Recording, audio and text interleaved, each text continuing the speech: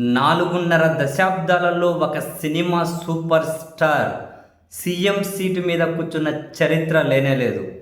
ఈరోజు Tamil Nadu chief minister seat మీద విజయ్ కూర్చోవడం అదేమీ మామూలు ఇన్స్పిరేషన్ కాదు, అదేమీ మామూలు జర్నీ కూడా కాదు. ఆయన చాలా వినయంగా, చాలా హుందాగా సీఎంగా ప్రమాణం చేశారు. సచివాలయంకి వెళ్ళి సీఎంగా సంతకము పెట్టారు. సినిమాలో హీరోని చూసినట్లే ఉంది సీరియస్లీ.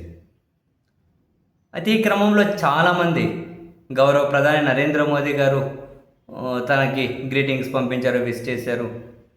అండ్ చాలామంది ప్రముఖులందరూ కూడా వరుస పెట్టి ట్వీట్లు చేస్తూ ఉన్నారు. కానీ నాకు ఆశ్చర్యం అనిపించింది, ఎందుకనో మన తెలుగు వాళ్ళు ఈవెన్ సినిమా వాళ్ళ దగ్గర నుంచి ఒక్క ట్వీట్ కూడా లేదు. ఈవెన్ రాజకీయ నాయకులు కూడా అటు సినిమా రంగం, ఇటు రాజకీయ రంగానికి సంబంధించి పవన్ కళ్యాణ్ గారు ఒకరే ట్వీట్ చేశారు సీఎంగా ఆయన ప్రమాణం చేసినందుకు.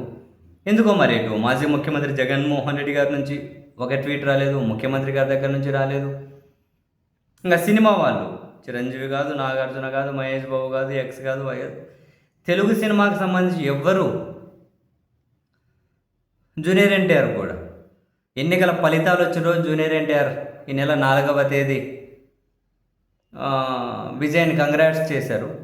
బట్ ముఖ్యమంత్రిగా ఈ బాధ్యతలు తీసుకున్న తర్వాత ఎందుకనో మరి ఎవరు కూడా ఒక్కరి సినిమా వాళ్ళు కూడా ట్వీట్ చేయలేదు. ఎందుకు? ఒక cinema super star, political super star అయ్యారు, సీఎం సీట్ మీద కూర్చుంటూ ఉన్నారు.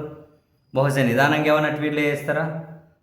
ఏం ఫలితాలు వచ్చేసా, ఇన్ని రోజులు స్ట్రగుల్ అయిపోయా, ముఖ్యమంత్రిగా బాధ్యతలు తీసుకుంటే ప్రమాణం చేసేసా, సచివాలయం వెళ్ళా.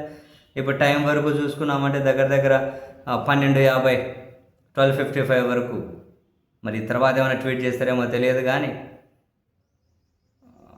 నిజంగానే కంగ్రాట్స్ చేయాల్సిన అంశమే.